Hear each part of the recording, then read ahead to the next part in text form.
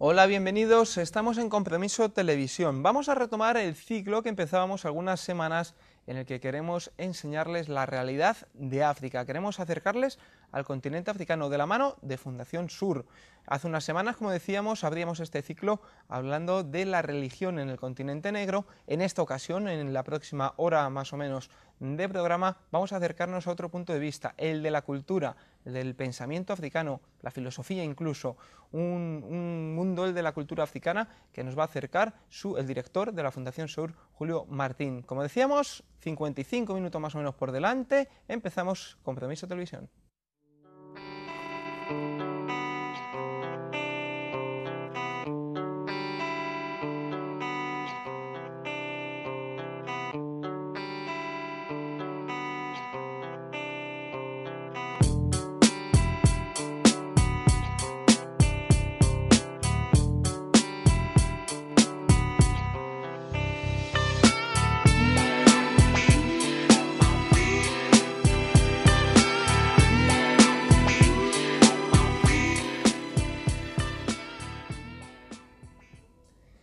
Como les decíamos, esto es Compromiso Televisión y vamos a hablar en este programa sobre la cultura en África, enmarcado en ese ciclo que tenemos de la mano de Fundación Sur, de un ciclo destinado ni más ni menos que a conocer África y no del modo en la que se conoce a este continente habitualmente en las noticias, con sucesos trágicos, guerras, epidemias, etcétera, sino la cara buena de África. Para ello contamos con el director de la Fundación Sur, Julio, bienvenido. Muchas gracias.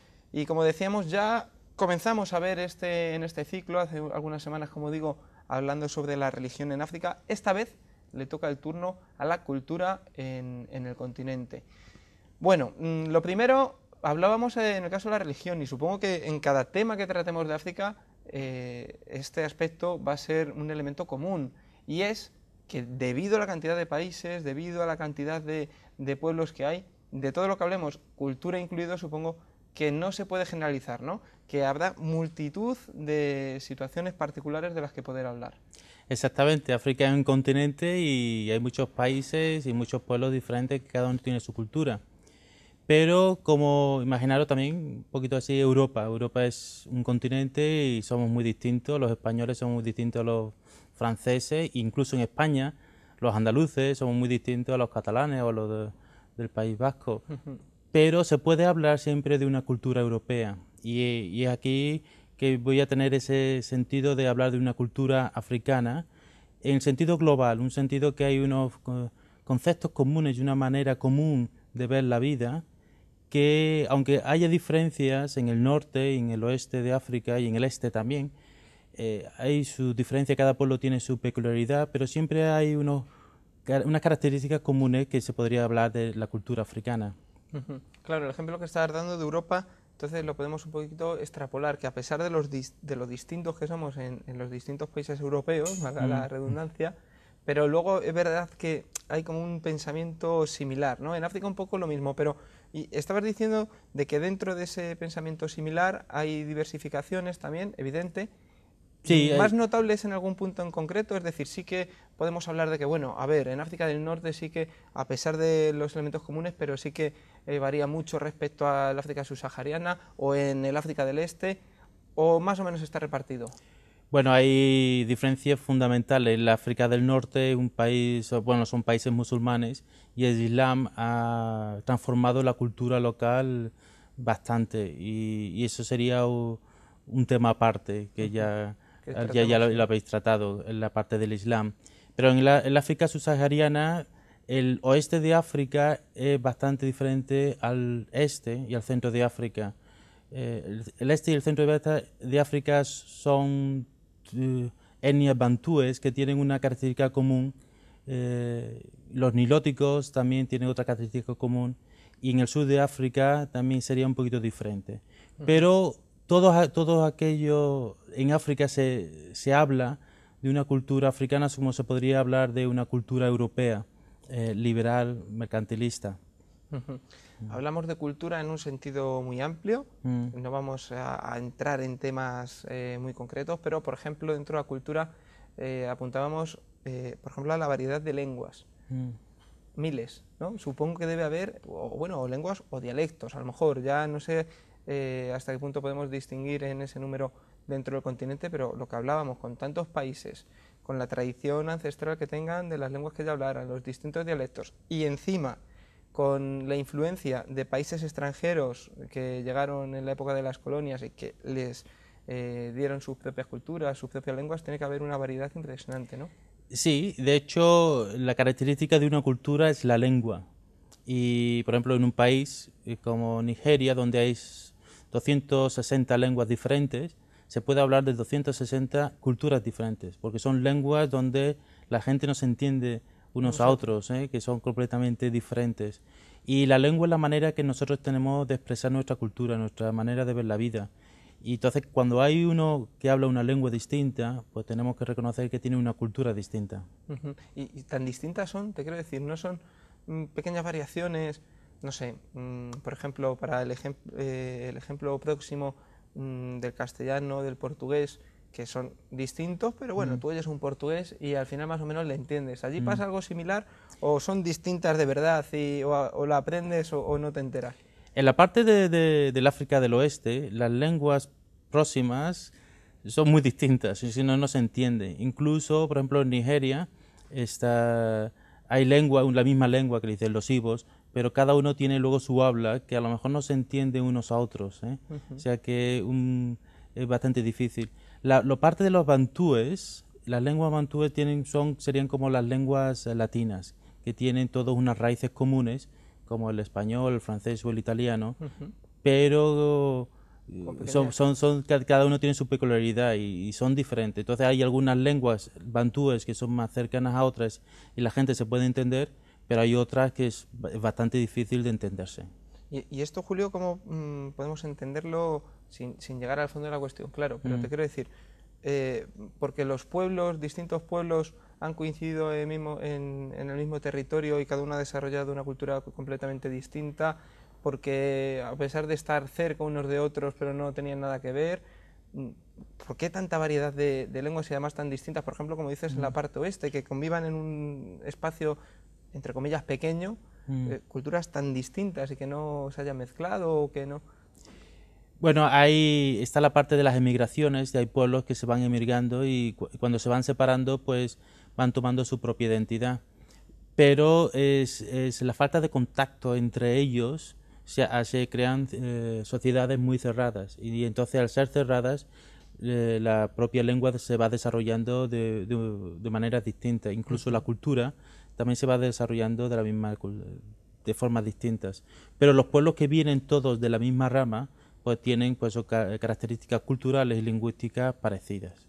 Y esto lo podemos achacar un poco, el que sean los pueblos estén cerrados, como decimos, por su mentalidad de que no quieran relacionarse con otros o simplemente por temas de movilidad, por ejemplo, que no tengan capacidad para desplazarse y por eso no tengan contacto con otros. Sí, bueno, antiguamente eran cuestiones geográficas y ambientales. Y cuando si estás en una selva o estás en un bosque, bueno, ahí tienes toda la comida y no necesitas moverte a ningún lado. Y entonces te vas relacionando solamente a poca distancia. La gente iba andando y tampoco tiene... Entonces, si no hay una comunicación de pueblos, puede estar cercano a una distancia de 100 kilómetros, pero ir andando a 100 kilómetros, pues son en una selva, decía que si no hay caminos y eso, si es una selva, pues entonces se van creando sociedades que el mismo ambiente le va encerrando, creando sociedades un poquito cerradas. Julio, todas estas culturas que estamos viendo, dentro de la generalidad de África, pero en la particularidad de cada una de ellas, vosotros cuando las habéis estudiado, ¿cómo veis su relación entre ellas? ¿Hay una buena aceptación de unas culturas con otras? ¿Hay rechazo? ¿Hay miedo a mezclarse? ¿Cuál es la situación o la mentalidad de un africano normal, de a pie? No entramos ni si es de un sitio ni de otro, pero en general, ¿cuál es la aceptación de una cultura ajena? Bueno, eso depende. Hay culturas que son parecidas y están muy bien aceptadas y la gente pues también se casan entre ellos, entre las diferentes etnias y hay una aceptación. Luego hay otras culturas que son de rechazo. Eso pueden ser por cuestiones históricas, porque ha habido varios grupos que han, por ejemplo, han estado envueltos en la esclavitud y han sido cazadores de hombres, por ejemplo. Entonces, pues esos normalmente tienen una animosidad entre ellos. Luego también está hay una animosidad entre los ganaderos y aquellos que son agricultores, porque los ganaderos siempre normalmente van con las vacas, sus pastos, los patos van también por los campos y los agricultores van comiendo el campo, el pasto de las vacas. Entonces sí, también hay una animosidad entre ellos. Y luego también hay una cierta relación que le llaman una relación de juego entre diferentes grupos sociales o diferentes etnias, en donde la gente puede hacer todo el juego, pueden bromear todo lo que quiera. Entonces si uno pertenece a una etnia que tiene una relación de juego con otra, le puede insultar, le puede decir lo que quiera, pero la gente se ríe, porque es una relación de amor y odio, una cosa muy extraño, peculiar, ¿no? muy extraño, sí, pero una cosa así muy peculiar. Hay como una confianza, ¿no? Para bromear sobre, bueno, pues eso, hacer bromas sobre la cultura distinta o una forma de pensar distinta. Sí, eso es, y es así como se mantienen las dos culturas, y son etnias de bromeo. Entonces se pueden decir lo que quieran, y además las bromas pueden ser bastante pesadas, pero la gente se ríe en el momento en que saben que esa persona tiene esa relación bromista con ellos. Sí, pues parece una bobada, ¿no? Pero podríamos decir que es una situación bastante ideal, porque, hombre, siempre el respeto está claro, pero si el respeto hacia el otro te permite incluso el poder bromear y el poder tener una mente distendida, pues fíjate, mucho mejor, ¿no? Sí, y además eso es curioso porque también eso es la conciencia de muchos grupos y muchas etnias, es la otra. Cuando le van bromeando o por ejemplo le van diciendo cosas muy duras, eso es una parte diciendo, por ejemplo, si yo hago mal, ¿no? He cometido un crimen, por ejemplo, ¿okay? He robado. Y yo tengo pues una relación bromista contigo. A mí nadie de mi cultura me puede decir que soy un ladrón. Nadie de mi familia me puede decir, ¿no?, que soy un ladrón. Pero con el que tengo una relación de broma, si por ejemplo tú eres de ella, tú me lo puedes decir. Y me puedes insultar, decir tú eres un ladrón y que tengo que cambiar de vida y que por el camino por donde voy a destruir a toda mi familia, todo eso. Tú me puedes decir todo lo que quieras a mi cara. Y yo me lo tengo que aceptarlo, me tengo que sonreír, poner sí, pues sí, gracias por decírmelo. O sea que entre comillas son bromas, pero también dan pie para decir las cosas como son. Sí, exactamente. ¿No? Y es una manera también de que la gente tiene de resolver problemas. Aquí en Europa pensamos que si tengo un problema contigo, por ejemplo, que tengo que ir yo a hablar contigo en privado.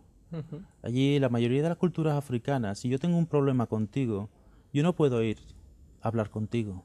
Yo me tengo que ir a un amigo que tengo y le dice, oye, ¿le puedes decir esto y esto y esto? Entonces mi amigo irá a hablar contigo y a decir cuál es mi problema. Pero directamente no lo haría, pasaría por una tercera persona. Algo que aquí precisamente está mal visto. Es decir, pero bueno, que me lo diga a mí, ¿no? Sí, está muy mal visto, sí. Bueno, en cuanto a la cultura, estamos hablando de muchas culturas distintas, estamos hablando de que todas eso sí con un nexo en común, estamos hablando de influencias, de cómo se relacionan unas con otras. También hay que hablar de la evolución, ¿no? La evolución, claro, no es lo mismo la cultura hace 100 años que ahora, pero sobre todo por un aspecto, y es que cada vez en África hay más ciudades, y más ciudades, no sé si decirte masificadas, pero sí ciudades más parecidas a las occidentales. Y al final, claro, como pasa también en Europa, yo creo, bajo mi punto de vista, pero esas masificaciones, esa forma de vida, al final acaba haciendo perder la cultura. No sé si en África se está notando eso, si la cultura rural o la cultura de poblaciones pequeñas, digamos, se mantiene tal como estaba, pero en cambio en las ciudades se produce un cambio radical con la cultura que había antes. Pues sí, en África eso está muy claro. En la zona rural se van conservando bastante lo que es la cultura tradicional y en las ciudades se está rompiendo. En las ciudades cada vez más se van rompiendo los lazos familiares, que son muy importantes, se van rompiendo los lazos de etnias. En las ciudades la gente que viene de diferentes etnias, de diferentes partes del país, se encuentra, se van casando, se van rompiendo las tradiciones de lazos entre las familias y entre los hijos. Y es, por ejemplo, curioso que es en las ciudades donde por ejemplo, aparece el problema de los huérfanos y de hombres, bueno, de las personas mayores que no tienen dónde ir, que no tienen dónde alojarse. Y porque en el África tradicional huérfanos no existen. Los huérfanos los niños pertenecen a la familia extensa. Pero en la ciudad sí que hay huérfanos. Y cada vez hay más orfanatos para los niños que le llaman los huérfanos, porque han perdido el padre y la madre. Porque la fábrica social y cuestión de la familia pues está rota. Entonces ahí en las ciudades la cultura va cambiando bastante. Vamos, que por ejemplo en un poblado, una tribu, no sé cómo llamarlo, porque claro, habrá un montón de variedades, pero claro, si un niño efectivamente se queda sin los padres, por ejemplo, pero está en la tribu y está acogido en la tribu y no pasa nada. Pero claro, la ciudad ya es, como pasa aquí, la ciudad es como una suma de individualidades, no es un colectivo porque casi nadie conoce a casi nadie y al final entonces lo que se está copiando, podríamos decir, es la forma de ver la vida europea en la gran ciudad, aunque sea africana, ¿no? Sí, y ya lo veremos más detenidamente la cuestión de la familia. Pero en la zona rural la familia es extensa. El niño aprende a decir papá y mamá no solamente a los padres, sino también a los tíos. Y a los hermanos de los tíos, y a los primos, y a los padres de los primos, hasta muchas generaciones. Entonces de pronto tiene un niño que dice papá y mamá, se lo puede decir a 50, 60 adultos. Cuando yo estaba allí, realmente, para saber quién era el padre y la madre biológica del niño, tienes que entrarte mucho en la cultura y preguntar mucho para saberlo, porque el niño dice papá y mamá a todo el mundo, a todos los mayores que pertenecen a la familia. Entonces, si los padres biológicos mueren, no pasa nada. Hay muchos papás y mamás que van a cuidar de ese niño. Y realmente actúan como tales, es decir, sí. Aunque se lo llame a todos, pero el vínculo especial con su padre y con su madre sí se nota, o el tratamiento de respeto con todos los adultos más o menos es igual. No, es todo, se nota muchísimo. Es decir, yo a mis hijos, si tú fueras, por ejemplo, un primo mío, yo a mi hijo te lo puedo enviar a tu casa sin pedirte permiso. Y mi hijo puede estar en tu casa 1, 2, 3, 5 años, todo el tiempo que él quiera. Y tú no le puedes decir adiós, vete a tu casa, porque tu casa es la casa de mi hijo también. Y eso en la zona rural que es bastante fuerte. Ahora en la zona urbana el problema es que la vivienda, es decir, la gente tiene su pisito, tiene su habitación para vivir, entonces no puede alojar a mucha gente. La familia, en vez de ser extensa, se va haciendo más nuclear. Los padres y los hijos, y la gente tiene un salario, con lo cual hay un dinero que llega a final de mes o no llega a final de mes. Y no es como la zona rural, que viven del campo y siempre hay comida y siempre hay sitio para acoger a todo el mundo. Entonces en la zona urbana la cultura de los lazos familiares y la solidaridad familiar se va perdiendo, porque la gente ya va pensando más en la familia padre, madre, hijos. Entonces, podríamos llegar a decir, Julio, es muy exagerado, que la ciudad o el desarrollo, digamos, a la europea, quiero decir, ¿no? El desarrollo tecnológico en cuanto a transportes, infraestructuras, bueno, grandes ciudades, que todos conocemos lo que es una gran ciudad, ¿mata a la cultura africana? ¿Podemos llegar a decir eso o sería ya exagerar demasiado? Bueno, está cambiando, sí, está matando muchos valores tradicionales africanos. Pero eso es el desarrollo liberal neocapitalista que está yendo con mucha fuerza, sobre todo en las ciudades, las grandes ciudades como puede ser, por ejemplo, Nairobi. Eso es un monstruo de vida que cambia la mentalidad africana. Sí. Y hablando de las grandes ciudades, enlazamos también, porque hablabas al principio del programa de que la cultura africana podríamos extrapolarla a la europea, en el sentido de que, digamos que es una general con las peculiaridades de cada país, o incluso dentro de cada país, también ponías el ejemplo de España, de cada región. No es lo mismo la cultura en Andalucía que en Cataluña, que en Galicia, son distintas, aunque sean el mismo país, y a su vez son distintas de otras europeas, aunque tengan sus similitudes.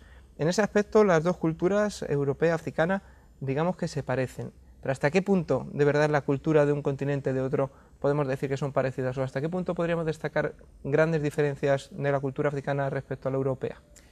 Hay un punto que es esencial, y es que en Europa nos gusta el análisis, es decir, todo, nos fijamos en los detalles y en las cosas muy individuales, mientras que en África van más a la globalidad, a la totalidad. Por ejemplo, un ejemplo es la cuestión de la sociedad. Nosotros pensamos inmediatamente en la sociedad, son individuos que se unen juntos y forman la sociedad. El africano, la mentalidad de la sociedad es que primero es el grupo, y luego, a partir del grupo, el individuo tiene su identidad. Los africanos dicen, hubo una frase famosa que diciendo, nosotros somos, por tanto, yo soy. Primero está el grupo, que le da la identidad al individuo. Mientras nosotros, nuestra sociedad, no, la que es la sociedad, muchos individuos juntos. Porque nos vamos a peculiaridades. Por ejemplo, la concepción del hombre, del ser humano, alma y cuerpo. Lo dividimos en dos capacidades. El africano tiene una visión única de la persona, una fuerza vital. Nosotros dividimos lo que es sagrado y lo que es profano. Una cosa es la religión y otra cosa es mi vida particular. Para el africano es todo uno. Lo sagrado y lo profano se confunden. Toda la vida es sagrada y profana al mismo tiempo. Nosotros tenemos una división entre los tiempos, el pasado, el presente y el futuro. Y lo tenemos muy claro. El pasado ya se ha ido fuera, ya no está con nosotros. Este es el presente y voy a planear hacia el futuro. El africano tiene una visión del tiempo muy global, donde el presente y el pasado y el futuro se van mezclando en el presente, aquí y ahora. Y entonces primero tiene la visión global el africano y luego puede ir buscando cuáles son las peculiaridades. Pero lo europeo nos vamos a lo que son, pues son unidades solitarias que después pueden hacer el conjunto. O sea, es una concepción, lo que dices, de anteponer el grupo al individuo. Y luego lo que decías del individuo, y luego además el individuo, una concepción de la vida única, no alma y cuerpo, no... Esa concepción se nota, el hecho de que tengan esa concepción se nota mucho en que les afecte a su modo de vida, a su día a día, podríamos decir. Sí, porque cuando el africano, cuando tiene esa energía vital, cuando no hay separación de cuerpo y alma, eso significa que todo lo que le va pasando en su vida tiene un significado. Va recogiendo todo lo que es el pasado y lo plasma en el presente. Un ejemplo, vamos a poner un ejemplo. Un africano, por ejemplo, aquí en Europa, cuando sufrimos, o cuando la gente sufre, la gente que es religiosa tiene esa mentalidad del cuerpo y del alma. Y a veces dice, bueno, yo sufro aquí en el cuerpo, ¿vale?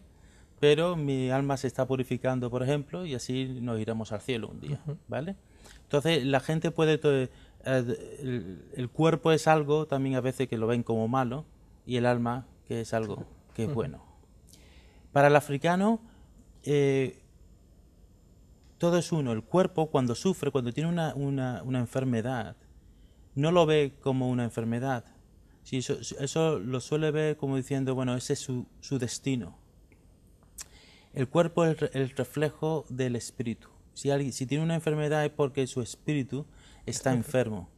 Entonces, muchas veces cuando un africano está enfermo, lo que va a hacer es orar, si es religioso, si es cristiano o si es musulmán, ir a la sinagoga o ir a la iglesia para que le sane su espíritu. Y a la vez el cuerpo. Y a la vez el cuerpo. O se le pedirá a los antepasados y hará sus rituales para que los antepasados intervengan. Cuando la gente está enferma, siempre van pidiendo por bendiciones. Claro, porque la idea es que sí, que hay que curar el cuerpo, pero para ello hay que curar el espíritu. El espíritu. No es como dices, no es una bendición física, de que físicamente le cure lo que le esté pasando, sino que es una bendición para que se solucione el problema que haya espiritual y con él de forma causal, podríamos decir, ya también se arregle el problema físico, ¿no? Exactamente, porque el cuerpo refleja lo que le va pasando en el espíritu. Entonces, si una persona en el espíritu está bien, el cuerpo está bien. Si una persona en su espíritu está mala, el cuerpo está enfermo. Entonces la gente, como no podemos ver el espíritu, como el africano tampoco puede ver el espíritu, entonces se va guiando por el cuerpo, que es para saber, y por el cuerpo llega al espíritu, a ese mundo espiritual. En ese sentido supongo que también, y antes de irnos en un momentito a hacer una pausa, en ese sentido supongo que también afecta muchísimo lo que hablábamos antes, del tema urbano o rural, porque seguramente, no lo sé, corrígeme, pero seguramente en el entorno urbano sí que mucha gente a lo mejor tenga ya más confianza en la medicina occidental, para solucionar los problemas físicos, y en cambio en el entorno rural haya muchísima desconfianza y se acuda a los métodos tradicionales suyos, ¿no? Exactamente, los grandes hospitales van trabajando más en las zonas urbanas y la gente tiene más confianza en la medicina occidental en las zonas urbanas cuando van teniendo esa concepción de alma y cuerpo.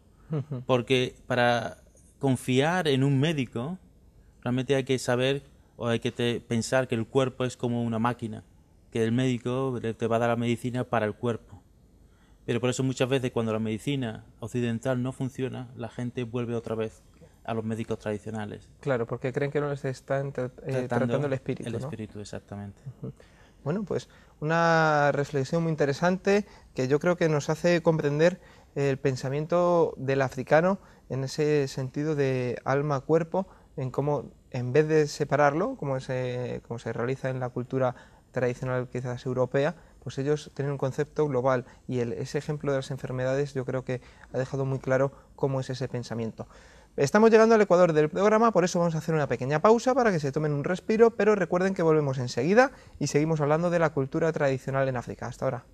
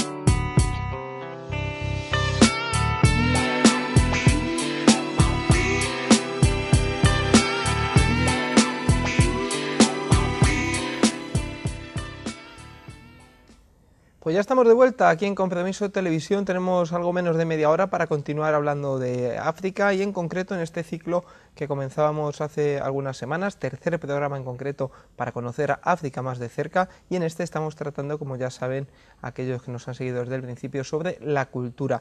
Hablábamos de una visión monista de la vida en la que se mezclaba alma y cuerpo, y también comentabas, Julio, que quería insistir en ese tema para que nos lo aclararas, en que debido un poco a esa visión en África, aunque esa percepción se tiene en Europa, o sea, sí que es verdad que se ve que los antepasados tienen una importancia muy grande.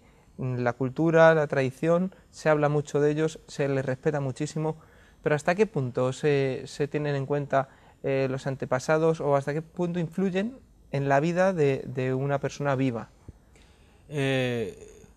Los antepasados es la vida misma. En esa concepción monista de lo que yo no soy ni alma cuerpo, soy una energía vital, pero esa energía vital está enraizada en lo que es mi familia, y mi familia son mis antepasados. Y es por eso que es muy importante para un africano el tener a los antepasados presentes. En las zonas rurales, la gente se les entierra en las casas, directamente en el salón de la casa muchas veces se hace allí la fosa y se le entierra a las personas. O si no es dentro de la casa, puede estar afuera o en el porche o en el jardín de la casa, porque es donde los huesos, la tumba, representa el lugar de la fuerza que esa persona tiene. Y que se quede en el hogar, ¿no? Y que se quede en el hogar para que me continúe protegiendo, para que me continúe alimentando con esa fuerza. Una cosa muy interesante es que muchas veces en muchas culturas africanas no hay pena de muerte. Y cuando alguien ha cometido un crimen tal, no hay realmente pena de muerte. La pena de muerte es que lo destierran. Dice fuera de la familia, fuera de nuestra sociedad, fuera del pueblo. Que es para ellos como una muerte. Y eso es una muerte. Y de hecho muchos que han sido desterrados así mueren a los días. Porque ya está, no pueden sobrevivir. Pero mueren no por un tema físico. Mueren por el tema, nosotros desde nuestro punto de vista sería espiritual, anímico, psicológico, no sé, no mueren por un... Bueno, sí, que se sienten excluidos de su familia, iba a decir de su grupo, bueno, grupo, familia, sí. y por lo que sea no lo soportan, ¿no? Y pierden lo que ellos dicen, la fuente de la energía vital. Entonces, pues eso, mueren. Y una persona desterrada, como dices, no se la acepta además en otra familia porque no es de otra familia. Porque no es de otra familia, exactamente. Los lazos familiares son en cuestión de familia. Entonces una persona sola es sola. Y para un africano el vivir solo es algo inconcebible. Eso es no... Es no tener vida, ¿no? No tener vida, exactamente.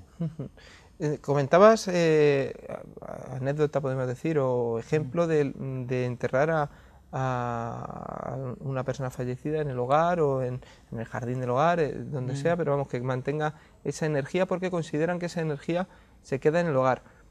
Pero a ver si nos puedes aclarar cómo creen ellos que esa energía se queda en el hogar. Es decir, ellos consideran que cada persona, que esa energía llega a cada persona, que está en el entorno, no sé si tienen una concepción de esa energía. Está en cada persona y se queda en el entorno y está presente. Es decir, los antepasados son los que van a proteger físicamente y anímicamente y espiritualmente a todos los que pertenecen y los que están en la casa. Entonces no hay una diferencia entre eso, lo físico y lo espiritual otra vez. Es decir, un antepasado que está enterrado en una casa se va a encargar de que nada malo ocurra en esa casa. Y que va a proteger a los miembros de la casa y a la gente que entra dentro de la casa. Y muchas veces cuando hay alguien que se muere y hay un niño que nace, pues le dan el nombre del muerto al niño, como una manera también de expresar que es la misma fuente de vida la que se va expresando el niño. La energía vital no es algo físico y no es algo así concreto, que podría ser el alma. Es una cosa bastante fluida, pero es muy abstracto, pero que al mismo tiempo es muy concreto. Es decir, si esa fuente de vitalidad y de vida no está ahí, mueren.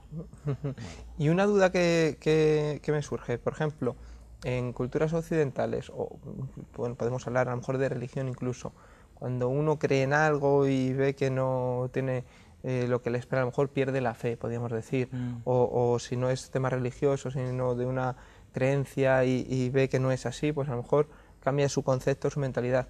Cuando en un pueblo africano, en un entorno africano, como dices, se supone que los antepasados protegen a esa familia, etcétera, y llega un momento en el que eso no pasa, en el que ocurre algo muy malo, dejan de creer en el tema en esa protección del antepasado, o simplemente consideran que lo que haya sucedido es por una fuerza aún mayor, o qué es lo que ellos piensan que ha ocurrido. Cuando pasa algo malo, no es que la gente no crea o deje de creer, es lo contrario, la gente cree más. Y cuando pasa algo malo es porque saben que han hecho algo malo, es porque han hecho malo o o sea, es un castigo. Un castigo. Un castigo puede ser de un antepasado que se le han olvidado. A lo mejor era el día del antepasado y que no lo han recordado. O a lo mejor han cometido un tabú que estaba de la familia. La familia tiene sus tabúes, una especie que un tabú es algo que no pueden hacer, pero si lo hacen, pues es como si pecaran contra el grupo. Entonces, aunque nadie me vea, los antepasados me están viendo. Entonces, algún antepasado, si me ve que estoy haciendo algo que no debería hacer, me puede castigar. Entonces, cuando cosas malas pasan, la gente cree mucho más. Entonces, normalmente pueden ir a otras personas que le vayan a ayudar diciendo qué es lo que han hecho mal, cuál es el espíritu que le está molestando, o por qué los antepasados, por qué otro espíritu le está pasando estas cosas. Sí, porque a lo mejor no se dan cuenta o sea, saben o piensan que han hecho algo mal, pero ni siquiera saben el que tienen que recurrir como a especialistas, digamos. Exactamente, sí. Hay un par de puntos que ya antes hablábamos que uno de ellos no es en sí africano, pero sí me gustaría aclararlo, pero dos puntos que muchas veces se tiene una visión dentro de, ya que estamos hablando de este punto de vista, de rituales, etcétera, que se asocian a África. Uno es el de los muertos vivientes, ¿no? Los llamados zombies, que muchas veces hay culturas africanas que dicen que existen, etcétera. ¿Qué nos puedes contar sobre esto, Julio? Lo de los zombies en África fue una mala interpretación de europeos que cuando oyeron hablar a los africanos sobre los antepasados y hicieron toda su propia se imaginaron muchas cosas así raras porque en muchas zonas los africanos hablan de los antepasados como los muertos vivientes, es decir, que han muerto físicamente pero están ahí viviendo y están presentes y lo que hablamos, protege el poblado, etcétera, ¿no? Y una presencia real. Y muchas veces el muerto viviente es como si tuviera una presencia física también, porque aunque sea espiritual, pero físicamente en el sitio, y que la gente lo puede sentir también, diciendo, bueno, me encontré con mi antepasado. Entonces hay zonas donde esa energía es tan fuerte que la gente puede hablar de palparlo y de sentirlo, de verlo. Y el europeo lo malinterpreta. Exactamente. Entonces el europeo cuando llegó allí y coge muerto viviente, se coge esas dos palabras en la lengua africana, va buscando cuál es el significado a muerto y viviente, y de pronto diciendo nosotros a los muertos son los cuerpos y vivientes son que se levantan y que están viviendo. Eso, un zombie en África es una aberración, porque un cuerpo no puede moverse así sin una energía vital. Entonces es totalmente una aberración. Lo de los zombies fue realmente una mala interpretación de lo que los africanos decían. Y la otra duda, iba a concretar en una, pero bueno, podemos hablar si quieres en general primero, es la de los rituales, ¿no? Sí, yo creo que por lo que se puede ver, los rituales sí que son una parte muy importante, ¿no? En la cultura africana siempre se les ve reunidos con músicas, con danzas y bueno, rituales que tendrán unos motivos determinados, cada uno el suyo evidentemente, pero sí que el ritual en sí en general sí que es un elemento muy común, ¿no? En la cultura africana. Sí, bueno, creo que la humanidad somos gente de ritual, todos necesitamos rituales. Y los africanos sí, necesitan de rituales y se reúnen para cantar, para bailar, para estar juntos. Eso es muy importante para mantener la energía vital. Sí. Para estar juntos los propios miembros de la familia, digamos, no para, o también de cara a comunicarse con las esencias vitales de antepasados, etcétera, se mezclan un poco las dos cosas. Es que cuando la familia está juntos, los antepasados también están. Entonces, cuando una familia se reúne para celebrar, los antepasados están presentes. Cuando una familia se reúne para comer, tradicionalmente muchas familias, antes de comer, el padre, antes de coger un poco de comida o de bebida, pues siempre reserva algo para el antepasado. Y coge un poquito de comida y lo lleva a un sitio. Y coge un poco de bebida, la cerveza, y lo pone y derrama un poco sobre el suelo. Y eso es una ofrenda al antepasado. Y eso en algunas culturas lo hacen todos los días, siempre que van a comer. Necesitan lo primero reservar algo para el antepasado, está presente. Entonces siempre que hay algún ritual, los antepasados forman parte de la familia, están presentes. Claro, que para la mentalidad quizás europea no, pues eso, como a lo mejor se ve lo físico, no piensas en que puedan estar pensando en el antepasado, pero para ellos ni se piensa, o sea, se sabe. Está ahí, ya está. No es algo ni siquiera que tenga que pensar voluntariamente, ¿no? No, eso es parte de su propia vida. Nosotros tenemos que hacer ese esfuerzo porque lo hemos dividido. Una cosa son pues, los muertos que ya se han ido, entonces pensamos que hay que comunicarse con ellos, unas cosas así, cuestión rara, pero no, para los africanos es lo normal. Es lo mismo, o sea, estamos volviendo a la visión monista que hablábamos de la vida, ¿no? Y en el aspecto de los rituales te quería preguntar, que es lo que hablábamos antes, sobre un concepto que quizás hay en Europa también, el tema del vudú. Es verdad que me comentabas que es un tema tradicional de americano, más que africano, pero sí que está esa idea de que el vudú en la selva negra africana, que son rituales de magia negra, podríamos decir, a lo mejor no vudú, pero magia negra, que sí se tiene la idea de que en África es una actividad, por llamarlo de algún modo, que está muy arraigada y que, bueno, unos creen que existe, otros creen que no, pero ¿hasta qué punto podemos hablar de la existencia de un vudú, de una magia negra en África? Bueno, el vudú, como vudú, el vudú es un ritual muy específico y eso nació en América con esclavos africanos y era una mezcla de, sobre todo la parte de Nigeria y de Benín, que eran los yorubas, una mezcla de la religión tradicional yoruba con cuestiones cristianas. Y por eso hay cosas que son muy peculiares del vudú. Esclavos que fueron de De Nigeria y Benín hacia América. Sí, hacia América. Entonces el vudú, sobre todo fueron africanos. Entonces está sobre todo en la parte de Jamaica, Haití, pues hay bastante vudú. La zona también de Brasil, la samba de Brasil son ritmos africanos de los yorubas, la manera de tocar el tambor y todo eso. Entonces el vudú realmente es una mezcla de la religión tradicional africana y parte del cristianismo y parte de la mentalidad occidental.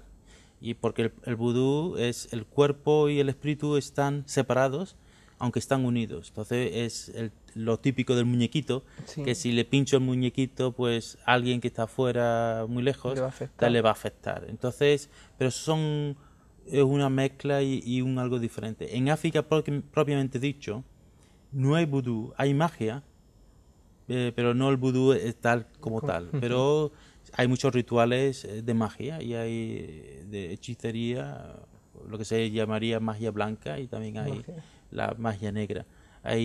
Porque todo el mundo sabe que hay fuerzas espirituales muy poderosas, no solamente los antepasados, sino también hay antepasados que se han olvidado de las familias y están por ahí sueltos, y hay gente que están especializadas en utilizar esas fuerzas para el bien o para el mal.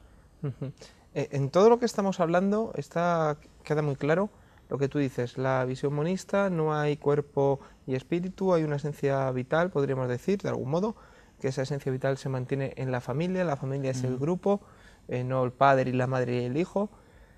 Entonces, desde este punto de vista que me comentas, no se distingue lo sagrado y lo profano, ¿no? El espíritu, lo espiritual está presente en todos los elementos de la vida. Es lo que decíamos, no se piensa en que, bueno, en que a ver si este tema del alma, no, está ahí, el antepasado está ahí, el espíritu del antepasado está ahí.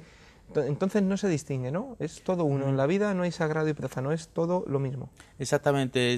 Por eso mucha gente piensa que los africanos son muy religiosos. Y realmente que lo son, porque lo sagrado está presente todos los días, a todas horas.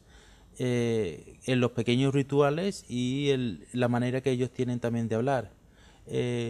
Muchas veces, en muchas culturas africanas, la palabra Dios viene muy a menudo en el vocabulario. Eso también les pasa, por ejemplo, a los musulmanes, que muchas veces dicen alabado sea Dios, o en el nombre de Dios, o si Dios quiere, nuestra coletilla, si Dios quiere. Muchas etnias africanas siempre van diciendo, si Dios quiere, haremos esto, o si Dios quiere, va a pasar esto. Entonces van trayendo la manera de hablar, la manera de comportarse, van trayendo lo espiritual, Dios, los antepasados, las fuerzas cósmicas, espirituales en la vida. Todo lo que pasa es gracias a las fuerzas espirituales. Si tienes una buena cosecha es porque los espíritus te han bendecido, si la tienes mala es porque te han maldecido. Si pasas el examen es porque te han bendecido, si no lo pasas porque te han maldecido. ¿Y esto, Julio, hasta qué punto es superstición o hasta qué punto se puede confundir con superstición, ya sea ellos mismos o ya sea una persona externa que llega y lo ve y dice, bueno, esto no es espiritualidad, es superstición. No sé, ¿dónde está el límite o dónde ponemos la separación? Eso es una buena pregunta. Es que y decimos, ¿qué es superstición?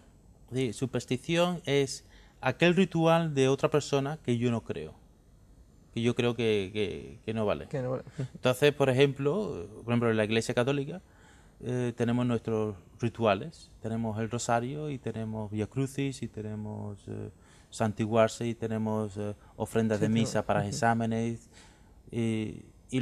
no pensamos que eso no sea supersticioso. Estudiantes que van a misa por la mañana para que luego en el examen pase, ¿vale? E incluso sin que sean elementos supersticiosos, voy a hacer esto que me da suerte, ¿no? Incluso sin entrar en Exactamente, elementos sí. religiosos. Sí, o por ejemplo jugadores que se santiguan antes de salir al campo. Decimos que no es superstición porque eso es parte de nuestra De tu religión. creencia. Cuando no es parte de nuestra religión, entonces, son elementos supersticiosos. Entonces, para los cristianos dirán que los africanos son supersticiosos. Pero los africanos tradicional van a decir, los cristianos son supersticiosos también en ese sentido. Es decir, todo lo que la superstición son rituales religiosos que yo digo, no, eso no vale. En ese sentido, creo que hay que tomarse en serio las religiones tradicionales africanas, que de hecho no tienen mucho que enseñar. Y en cuanto a otro aspecto, por ejemplo, hablábamos antes, para retomar un poquito el tema de, del dolor físico que está relacionado con el espiritual, ¿no? En su cultura. El dolor físico no es que esté relacionado, de hecho viene causado por el dolor espiritual. Entonces, ellos también hablábamos de que tienen el especialista que se dedica a intentar solucionar esos temas. No sé si se le llama de un modo especial, pero al fin y al cabo es el doctor, podríamos decir, ¿no? De la familia, de la tribu. Supongo que también recurren a hierbas, medicinas propias, etcétera. Ese doctor, ¿no? Por decir de algún modo, esas hierbas, ellos eso lo consideran como un medio, simplemente, por ejemplo, si hacen un mejunje, no sé, bueno, ¿cómo llamarlo? Sí. Un jarabe, no sé cómo decirte, ¿no? Que no miran el poder o la capacidad de esa planta que han podido tomar, sino que eso es como un medio para que la espiritualidad que su especialista puede, digamos, manejar o entender le llegue al individuo. No sé si me explico. Sí. Tradicionalmente eso era lo que pasaba.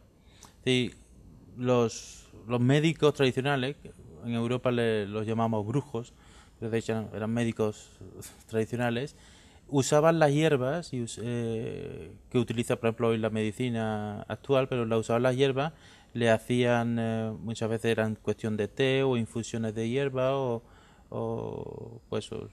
las preparaciones médicas, pero eso para que tuviera un valor necesitaba ciertos rituales que que fueran espirituales.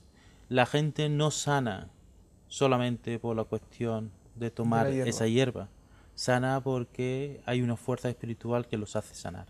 O sea, que si una persona normal coger esa misma hierba y le diera ese mismo tratamiento, no vale. No valdría, ¿no? Porque necesitarían la fuerza espiritual que está detrás de las hierbas. Y ante esa situación, tanto para la persona normal quizás como para el propio brujo, que podemos decir brujo o médico tradicional, ante esa situación, ¿cómo ve eso? Bueno, sobre todo el brujo tradicional, ¿cómo ve a un médico moderno? Podemos decir, o sea, aquella persona africana, que los hay muchos, ya hay muchos africanos que ya hacen su carrera de medicina, que estudian una medicina occidental, podríamos llamar, y que ejercen y que tienen sus pacientes, como decimos, por ejemplo, en las grandes ciudades. Para el brujo, para el médico tradicional, ¿qué visión tiene de esa persona? ¿La ve como un farsante? ¿La ve como alguien que no sabe lo que hace? ¿Qué visión tiene? Pues sí, los médicos tradicionales ven a los médicos modernos como realmente farsantes y que engañan a la gente.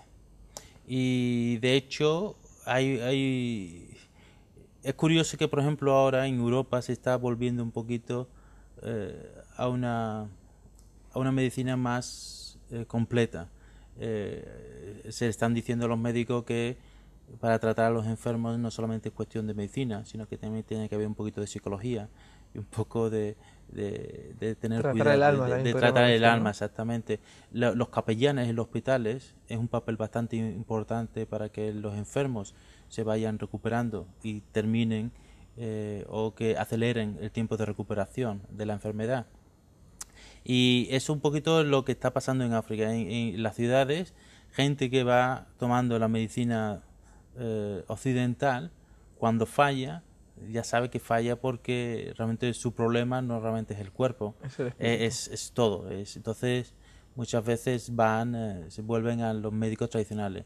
Lo que también es curioso es que mucha gente que toma la medicina occidental van al mismo tiempo al sacerdote o al pastor o a la persona religiosa para que lo bendiga. Y así tener... Y para así tener las dos. Sabe que el médico va al hospital, el médico le va a dar la medicina, pero necesita lo espiritual. Entonces, después del hospital, va a la iglesia. O muchas veces la gente va primero a la iglesia y después va al hospital. Por ejemplo, ante una medicina, como estás comentando, una medicina que te puede hacer un efecto o no, una pastilla, un jarabe, no sé. Sí, claro, se puede tener esa duda de decir, bueno, eso no te ha hecho nada o realmente lo que te lo ha hecho no ha sido esa medicina, sino que ha sido este otro tema. Pero, por ejemplo, ante una intervención quirúrgica, ya hablamos ya de dolencias más graves en las que tenga que haber una intervención, ante eso, ¿cómo piensan? Una profanación del cuerpo, te iba a decir, no como el cuerpo como separado, porque ya hemos dicho que no lo entienden como algo separado, pero, por ejemplo, que se intervenga quirúrgicamente una persona, ¿cómo lo entienden ellos? Eso es bastante problemático en muchas culturas. La cuestión o incluso la cuestión de donar sangre. Eso es algo muy difícil que la gente todavía no está muy acostumbrada. Y porque sobre todo la cuestión de la sangre, que es el fluido vital, diciendo, ¿cómo yo voy a dar mi fluido vital a otra persona? Eso es... O cómo que otra persona va a coger la fuente de mi vida, que es la sangre. Entonces, ahí en la zona rural es bastante difícil. Normalmente la gente que va a donar sangre es de la misma familia, pero entonces van cambiando. Es que va unido, ¿no? Va unido. Entonces es posible. En la cuestión quirúrgica hay mucho miedo y mucho tabú. Pues diciendo, bueno, ¿qué es lo que vas a tocar del cuerpo? ¿Qué es lo que me vas a quitar? Me vas a quitar parte de mi vida. Entonces, aunque la gente, sí, en la zona urbana, están más acostumbrados más a estas cosas, entonces irán más a operaciones, pero la zona rural todavía es bastante difícil que la gente prefiere vivir con su enfermedad a meterse a una operación, por ejemplo. Nos queda muy poquito tiempo. Quería hablar precisamente del concepto del tiempo en la cultura africana, que antes lo comentabas por encima, que no hay, que no es como aquí que se separa pasado, presente, futuro, sino que todo se mezcla un poco. Queremos hablar también un poco de la familia más en detalle, de la sociedad. Vamos a dejarlo para el siguiente programa, pero como todavía nos queda un pelín de tiempo, sí que quería ahondar ya en este tema para acabar estos últimos minutos. Y estábamos hablando de la intervención quirúrgica. Un problema en muchos casos, e incluso el detalle con el que me quiero quedar es que has dicho que muchas veces prefieren no someterse a una cirugía por el temor de que eso afecte a su esencia vital, ¿no? También podríamos decir que si alguien acepta someterse a esa cirugía y al final las cosas no van bien, puede pensar en que ha cometido un tabú, en que luego va a tener la represalia de los antepasados, etcétera. Sí, exactamente. Sí. Cuando la gente... hay gente que cuando va al médico, va a un hospital para tener una intervención quirúrgica, y ahí la gente tradicional le va diciendo, por favor, no vayas, vete al médico tradicional que te va a curar. En el momento en que falle el médico en el hospital, pues le van a decir, ¿lo ves? Eso ha sido un castigo por no hacernos caso. La cuestión del cuerpo, y eso es interesante, en algunas etnias, como por ejemplo los masáis, no te dejan, tradicionalmente no te dejaban sacar una foto, porque piensa que te llevas parte de su esencia vital. Y eso que la foto, cuando se ve en la foto, es su cuerpo, pero es que te la llevas, te llevas el espíritu, dice, pero te llevas el espíritu de donde a Europa, y dice, ¿qué vas a hacer con mi espíritu por ahí? Entonces es otra mentalidad que hay que tener en cuenta de que no pensamos igual.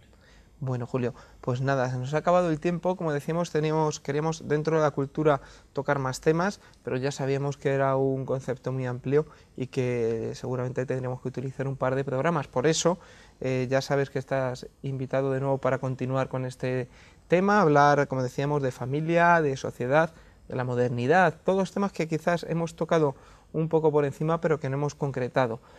Lo dejamos para la próxima semana. Ha sido un placer, Julio. Muchas gracias a ti. En la próxima semana, como decimos, seguimos con estos temas que quedan en el tintero de este ciclo sobre África. Ya saben que desde aquí, desde Compromiso Televisión, hemos iniciado ese ciclo sobre África para que conozcan mejor la realidad del continente, no solo lo malo que muestran los informativos, sino también todos los aspectos positivos de este continente africano. Será la semana que viene. Nosotros nos despedimos. Ha sido un placer. Hasta luego.